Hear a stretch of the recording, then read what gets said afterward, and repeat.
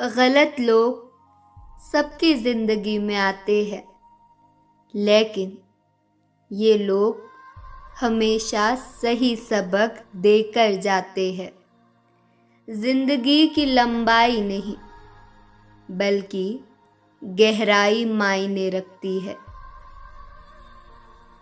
जीतने के बाद तो सारी दुनिया गले लगाती है, लेकिन हारने के बाद जो गले लगाए सिर्फ वही अपना होता है।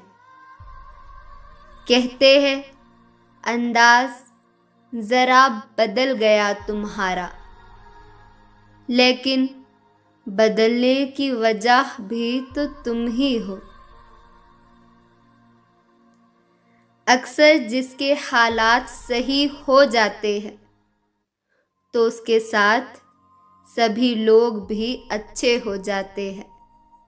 खुदा जाने कौन सा गुनाह कर बैठे हैं हम, तमन्नाओं वाली उम्र में तजुर्बे मिल रहे हैं।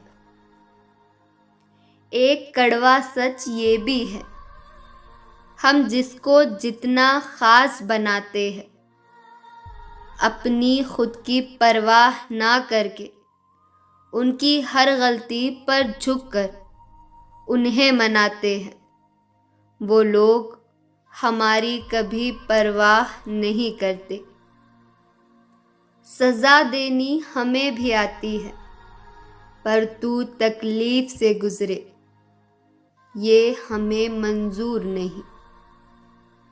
कितना खौफ होता है रात के अंधेरों में, जाकर पूछो परिंदों से जिनके घर नहीं होते।